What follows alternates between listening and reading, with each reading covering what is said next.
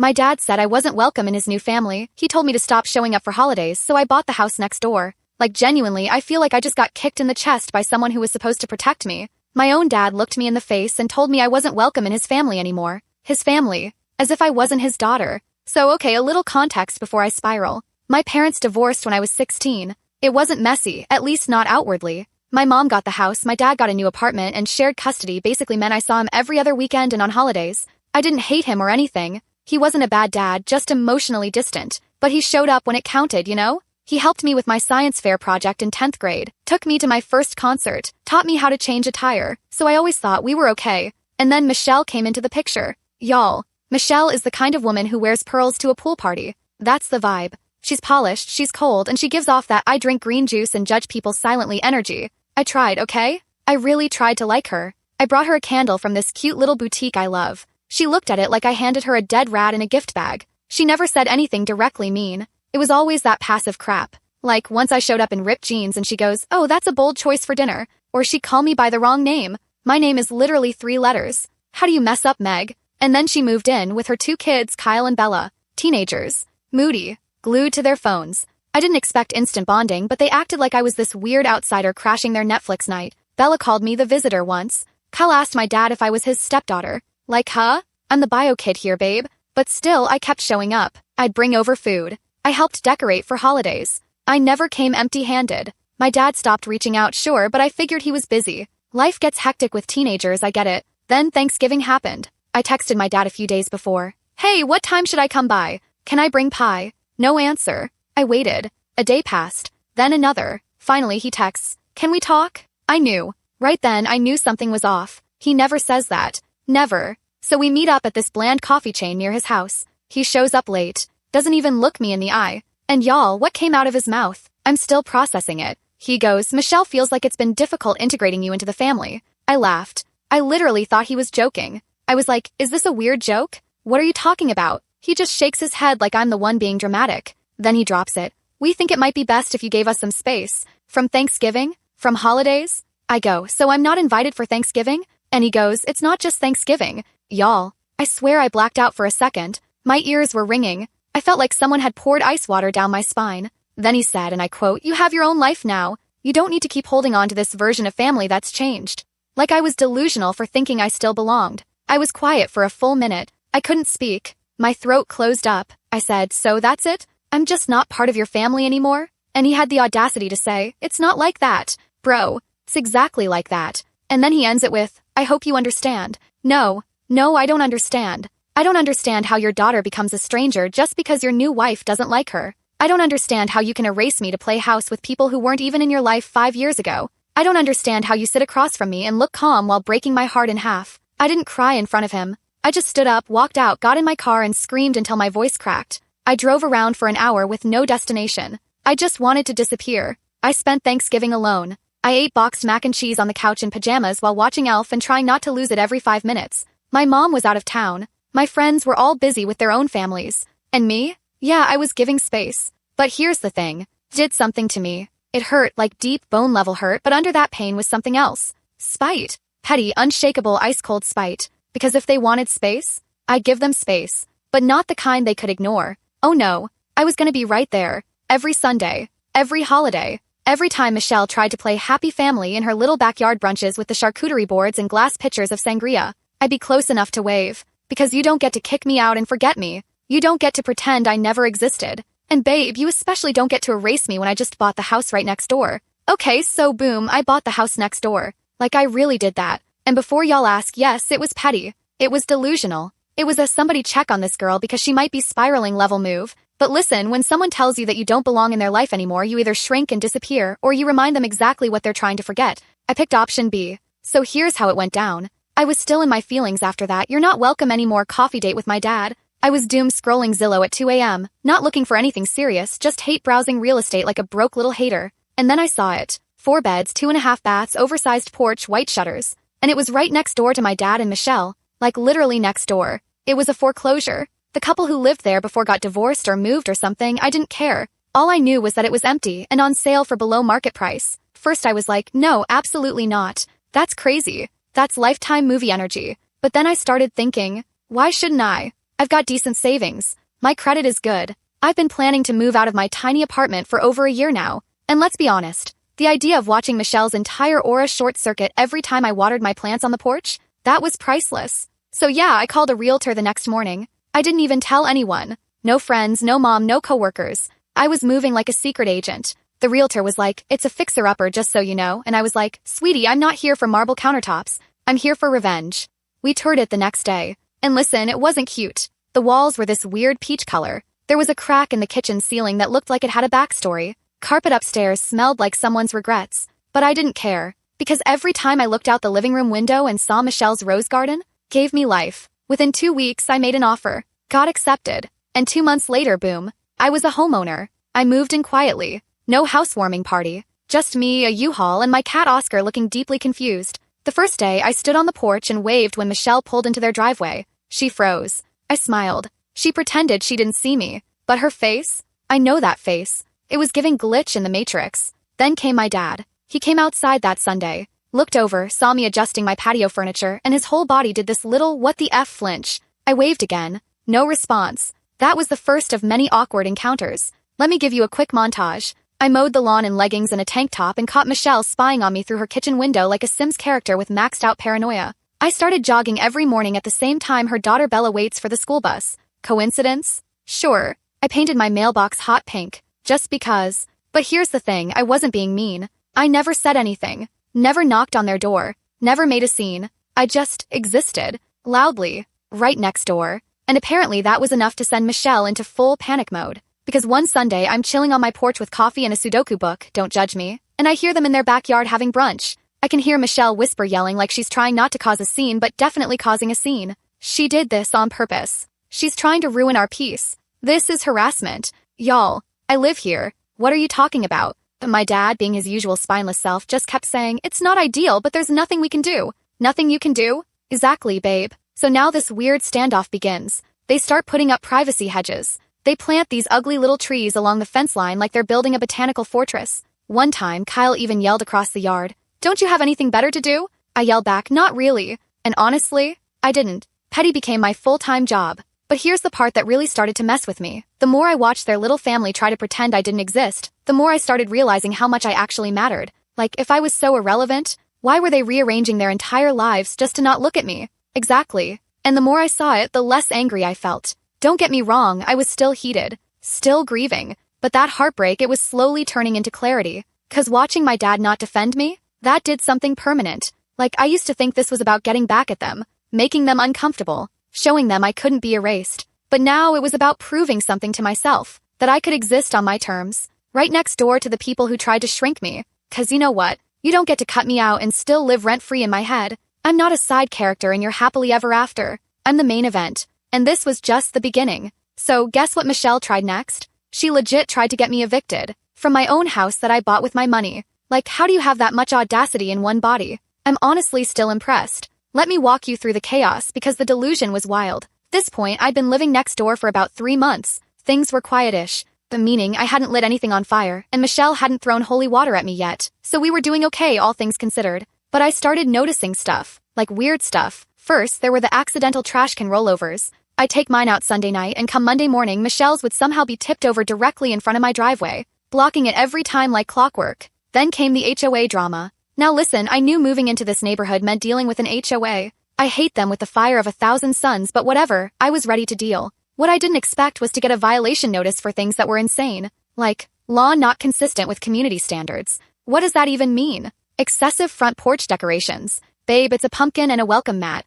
Relax. Visible yoga activity. That one sent me. You're telling me I can't do downward dog on my own lawn now? What are we, in medieval Europe or something? At first, I was confused, like genuinely confused. Was someone targeting me? Then I ran into Sandy. Sweet 72-year-old queen lives 2 doors down, walks her chihuahua in a baby stroller every morning. She leans in one day and goes, "You know Michelle's been at the HOA meetings every week, right?" I was like, "Wait, what?" Apparently, Michelle had been filing complaints left and right, saying I was lowering property values, saying I was disruptive, that I was intimidating the children. I'm 5'4" and I collect ceramic frogs. Who exactly am I intimidating? So I did what any reasonable, slightly unhinged woman would do. I started attending the HOA meetings myself. Y'all, the first one I went to, Michelle's face when I walked in, priceless. She was sitting there with her little clipboard and iced latte like she ran the place, and then she saw me, and the energy shifted. I sat front row, took notes, asked questions, smiled the whole time. She tried to bring up concerns about community harmony, and I raised my hand like,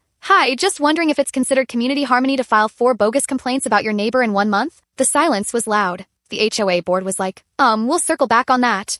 Spoiler, they never did, but that's not even the worst part. The worst part was the anonymous letter. I came home from work one day and found this envelope taped to my front door. No return address. Just my name, handwritten in shaky cursive. I opened it and nearly laughed out loud. It said, and I quote, "Your presence in this neighborhood has created unrest.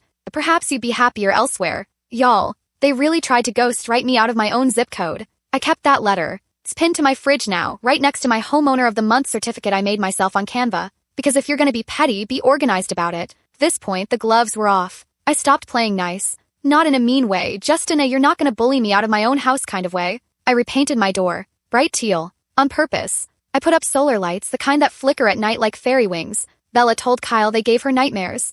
Oops. I planted a garden. Tomatoes, peppers, cucumbers. Michelle said it looked too rustic. Girl, it's dirt and plants. Calm down. But the more she pushed, the stronger I felt. Like every complaint just reminded me that I was still standing. Still here. Still unbothered. Okay, that's a lie. I was mildly bothered, but not enough to move. Because here's the thing they never expected. I was thriving. I was learning how to build furniture on YouTube. I installed my own backsplash. I refinished the hardwood floors in the upstairs bedroom by myself. Michelle called it aggressive remodeling, called it healing. And slowly, so slowly, my grief started to melt into something new. Confidence. Clarity. Like, yeah, my dad cut me out. Yeah, Michelle sees me as the villain in her mommy blog fantasy life. But guess what? I don't need their approval. I don't need their version of family. And I sure as heck don't need to shrink just because I make other people uncomfortable. 'Cause I'm not going anywhere. Okay, so you know how Michelle has this thing where she acts like she's the queen of some suburban cult? Yeah, every Sunday they host these ridiculous family dinners.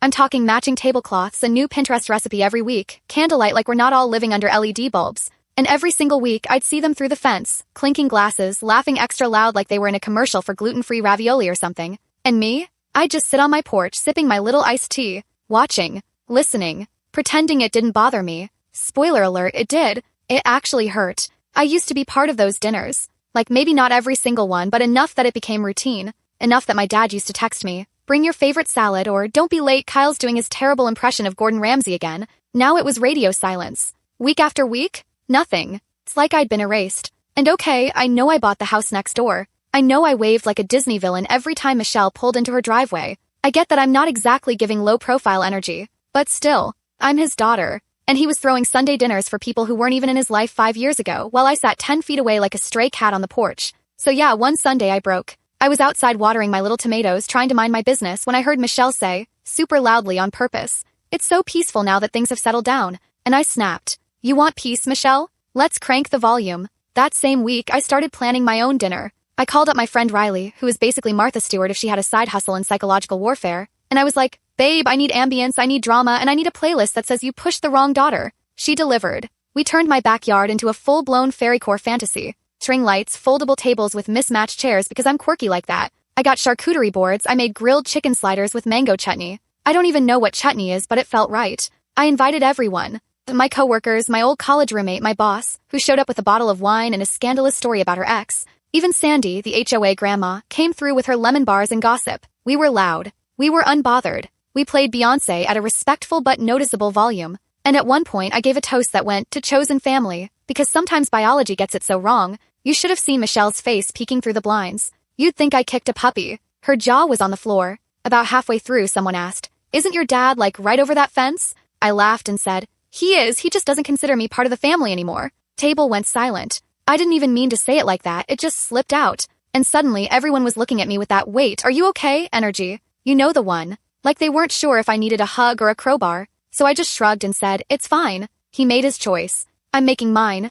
And that moment, that's when it shifted. 'Cause I realized something kinda big. I wasn't trying to win anymore. I was rebuilding, rewriting, filling the space they left behind with people who actually wanted me around, who showed up without conditions, who didn't hand me a metaphorical eviction notice wrapped in guilt and gaslighting. I was carving out joy in the middle of all that rejection. And it felt good. But apparently, joy is a crime in Michelle's world. 'Cause not even a week later she showed up, on my porch, in beige linen pants and sunglasses that screamed, I micromanage the PDA, and the first thing she says, "Do you really think this is appropriate?" I blinked. Like what? She continues. "You're creating tension. This neighborhood used to be peaceful. And y'all?" I almost laughed in her face. "You mean before I moved in?" I asked. She didn't answer, so I stepped a little closer and said, "And I swear I deserve an Oscar for how calm I was. You tried to erase me. You made sure I wasn't welcome in my own family. And now that I'm happy without you, that's the problem." She scoffed. Actually, scoffed like we were in a soap opera. "I just think it's childish," she said.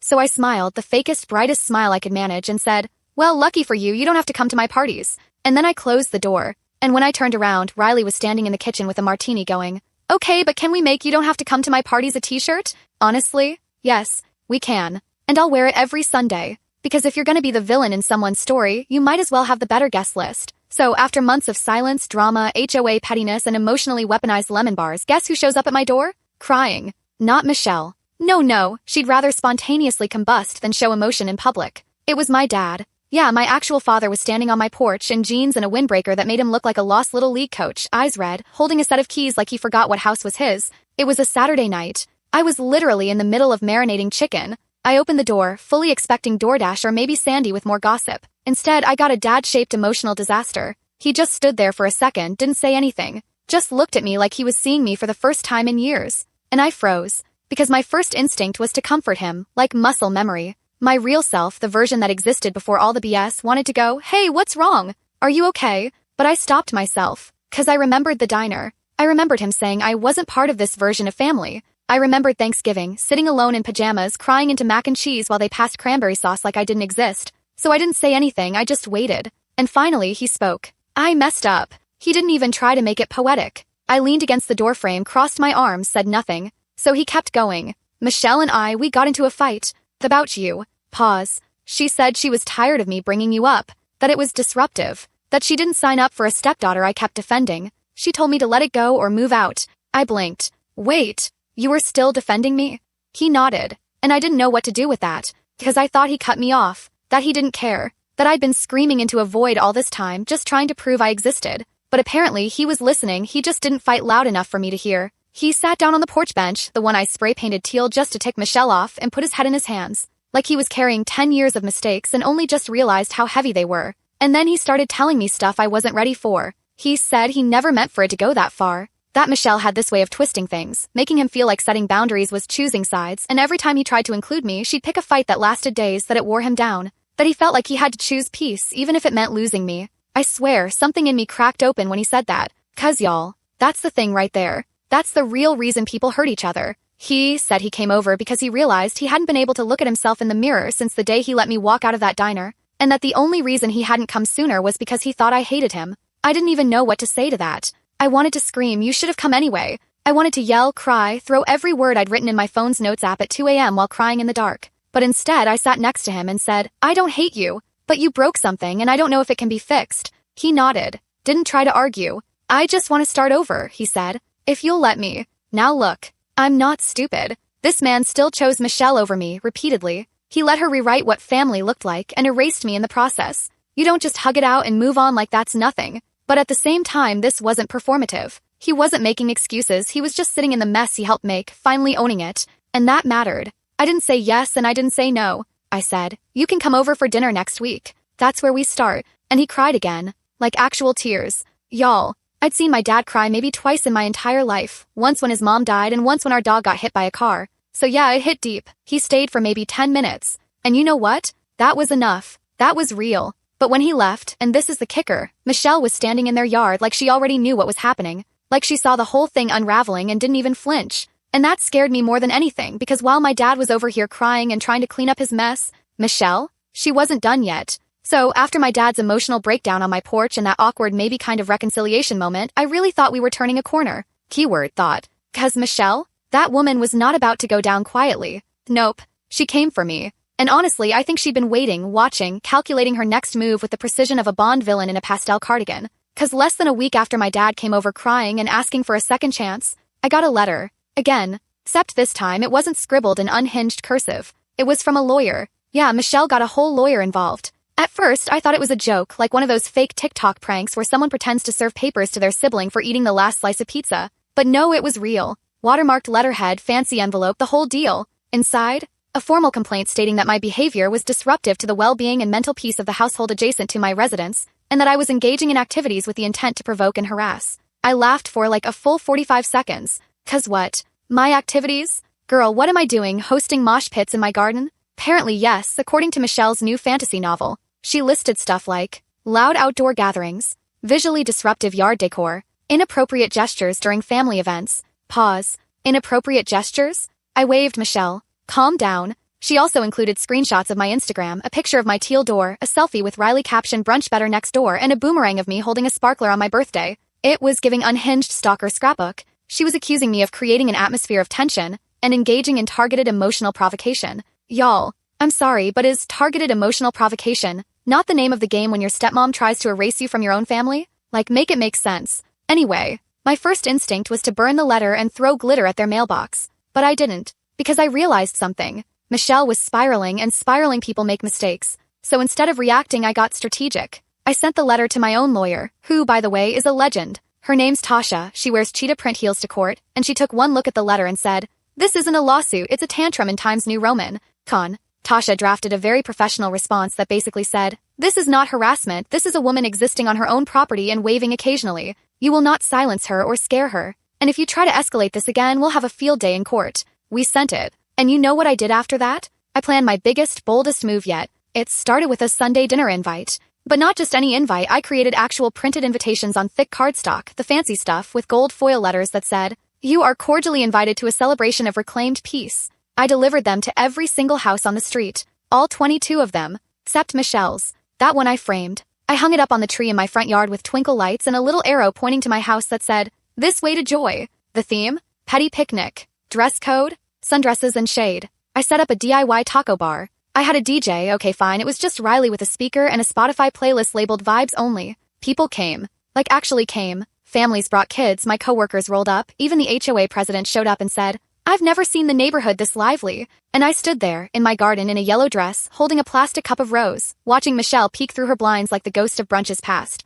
She didn't come out, but I saw my dad step into the yard. He looked around, looked at me, and smiled. Not that awkward, guilty, forced smile he'd been giving me lately, but a real one. Like he remembered who I was before Michelle tried to erase me. And right then I knew I'd won. And Michelle? She threw everything she had at me, gossip, legal threats, cold shoulders, guilt trips, and I still bloomed. Right there in her line of sight. Every single day. Okay, so what happened next? I still can't believe I actually said the things I said, out loud, at a dinner table in front of everyone. But it needed to happen. Let me back up a second. After the petty picnic of the century, things got real quiet next door, like suspiciously quiet. Michelle stopped filing complaints. No more trash can accidents, no anonymous notes, no HOA snitch energy. Just nothing. And that silence didn't sit right. 'Cause Michelle is many things. A hypocrite, a micromanager, a beige sweater-wearing tyrant, but she is not the type to give up. So when I didn't hear from her or see her in like 2 weeks, I knew something was brewing. And I was right. One Friday evening, my dad texted me, "Would you come to dinner? Just come talk. One night. Please." I stared at the message for 10 full minutes. Because what? After all the BS? After being iced out, erased, treated like a stray dog with a Spotify playlist? Now you want to play family dinner? I wanted to say no. I was this close to texting. You had your chance, man. But something stopped me. I think it was curiosity. Or maybe closure. So I said yes and immediately regretted it. I showed up at 6:30 sharp. Wore the same exact outfit I wore to the last family event I was invited to, on purpose. That little navy wrap dress that Michelle once called distracting. Petty? Always. I walked up the driveway and could feel the tension before I even rang the bell. The house looked the same. Fake ferns, weird little live, laugh, love sign by the door, but something was off. My dad opened the door. He looked nervous. Sweaty. Michelle? She was already at the table, sipping white wine like she was on a Real Housewives reunion episode. Bella and Kyle were there too. Stiff. Silent. Avoiding eye contact like I was a ghost. I sat down. No one spoke for a full minute. Then Michelle hits me with, "Thank you for coming." Fake smile, hollow eyes. I said, "Wasn't really given a choice, was I?" She blinks. My dad clears his throat. The air is thick. He goes, "We just want to have an honest conversation. Get everything out." I said, "Cool. You start." Michelle's smile drops. She says, "We feel like you've made it difficult to blend families. That instead of adapting, you pushed back, you antagonized, you made things hostile. Y'all." I nearly flipped the table. Instead, I stared at her and said, "Are you actually trying to rewrite history while I'm sitting right here?" She shrugs. This is how it felt. And I lost it. I said, I brought you a candle the first time we met and you looked at me like I dropped a turd in a gift bag. I came to every dinner. I tried. You made it clear I was competition, not family. And when I got tired of playing stepdaughter Hunger Games, you painted me as the villain. I looked at my dad. And you? You let it happen. You watched her erase me and you helped. You told me I didn't belong. You chose peace over your own daughter. And now you want to redo? No. Michelle looked like she wanted to vanish into her mashed potatoes. But I wasn't done. I turned to Bella and Kyle. I know I'm not your mom. I wasn't trying to be. But I never disrespected you. I never treated you like outsiders. You mirrored the way she treated me. I get it, you were kids, but I'm not gonna sit here and act like that didn't sting. Then I pushed my chair back and stood up. You wanted honesty? There it is. And here's one more truth. I'm done waiting for people to act like I matter. I do matter. With or without this table. My dad tried to speak. I cut him off. Don't apologize now. Apologies are for people who stopped the damage before it finished. You didn't. And I walked out. I walked back next door, took off my shoes, sat on my porch with Oscar in my lap and a mug of tea in my hand. 2 weeks later, something happened. I got a message from Michelle. Y'all. My jaw hit the floor when I saw her name pop up on my phone. Because how did she get my number? And B, what could she possibly have to say to me now? It was a wall of text, like novella length, and the tone? Delusional. But in a tight, polished, emotionally manipulative kind of way, like a TED Talk in gaslighting. Here's the gist. She respected that I needed space, but she felt I had twisted the narrative. She claimed I never gave the new family a real chance and that she tried so hard to include me. And then she pivoted and said she hoped I would consider the impact my behavior has had on the children. The children? Babe, I'm the one who got banished like a Disney villain for daring to exist in my dad's life. And then she hit me with the cherry on top. I hope one day you'll grow out of this need for drama and realize we were only trying to protect our peace. I had to sit down. 'Cause protect your peace from what? Me? The girl who brought cupcakes to Bella's birthday? Who smiled through dinner after dinner while you made snide little jabs in your pressed linen shirts? Nah, no way. I didn't respond. I wanted to. I had a whole notes app draft locked and loaded, every line a dagger, but I didn't send it. Because Michelle wasn't writing for me, she was writing for herself. For the version of the story she could live with. The one where I was too emotional, too sensitive, too dramatic. Instead of the one where she pushed a girl out of her father's life and got mad when I dared to be louder than the silence. So I left it on read. And I blocked her. That was the last message I ever got from Michelle. And honestly, that's how I prefer it. My dad still texts me sometimes. It's not consistent, sometimes I reply, sometimes I don't. We're not healed. We're not close. But there's a thread, a real one, still dangling between us. Whether it reconnects or just frays over time,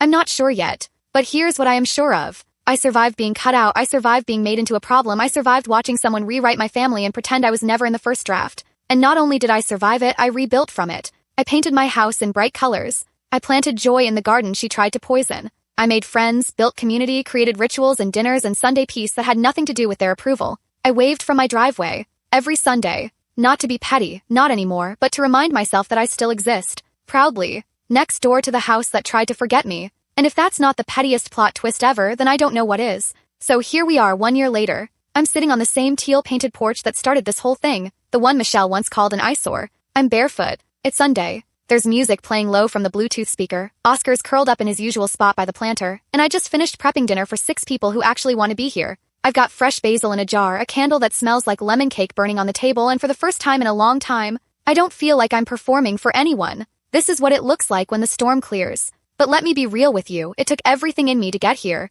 Because this wasn't just about some petty drama with a stepmom or a falling out with my dad. This was about being told I didn't belong in a place I built my whole identity around. About having the rug yanked out from under me and being expected to just smile, disappear, and not make a scene. And I almost did. I almost swallowed it. I almost became that version of myself they wanted, quiet, low maintenance, out of the picture. But something snapped. And instead of fading into the background like they hoped, I bought the house next door and built a louder, brighter, messier life. One they couldn't ignore. I didn't realize it at the time, but that was the beginning of me choosing myself in a way I never had before. 'Cause for so long, I kept begging people to pick me, to see me, to remember I mattered. I bent myself into shapes to fit into rooms that were never designed to hold me. I watered relationships that gave me nothing back. And what did I get? A door slammed in my face. Like literally. So I stopped knocking. I built my own space instead. And not just with bricks and furniture and repainted door frames, I built it with boundaries. With self-worth. With a level of resilience I didn't even know I had in me until Michelle pushed me out and my dad didn't stop her. These days, I still get questions from people who don't know the full story.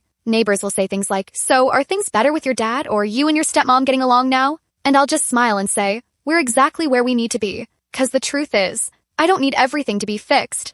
I don't need a fairy tale ending with violins and group hugs and some big emotional reconciliation where Michelle suddenly realizes she was wrong and we cry in matching Christmas pajamas. That's not real life. I talk to my dad sometimes. We're not what we used to be, and maybe we never will be again, but we're trying. Gently, without pressure. He came by last month with a bag of tomatoes from the store, said he remembered I was growing some, didn't want me to run out. It was awkward and kind and weirdly heartbreaking in that this is what love looks like now kind of way. We sat on the porch for 20 minutes and talked about nothing. Weather, baseball, Oscar scratching up the screen door. And when he left, I didn't cry. I just thought, this is what it means to survive something. To live in spite of it. To laugh again. To breathe again. To open your doors to new people, new rituals, new versions of joy. My life is not perfect. There are days I still get triggered when I see a family walking together in the park, or when I smell a roast chicken and remember how many Sundays I spent eating alone. But then someone rings the bell. And it's Riley carrying too many cupcakes. Or my neighbor Sandy with a new conspiracy theory about aliens running the HOA. Or one of my friends from work, holding a bottle of wine and a dumb story about their date from hell. And I'm reminded, this is family. Not the one you're born into, but the one you build from scratch when the old one forgets how to hold space for you. I used to think revenge would make me feel better. That being petty, getting even, making Michelle squirm every time she saw me smile on my porch, that would be enough. And yeah, not gonna lie, some of it helped. But what really healed me was choosing not to disappear. Showing up anyway. Creating a life so full and so warm and so undeniably me that even if they never say it out loud, they feel it. Every single time they look out their window. Every time Michelle adjusts her blinds while I host a backyard movie night or garden barefoot in my overalls. Every time my dad hears laughter drifting over the fence. Every time they realize I'm not gone, I just stopped needing them. And if I had to do it all over again, yeah, I would absolutely do it. Every time. Thanks for listening, guys. Honestly, consider subscribing if you liked the story. Peace out.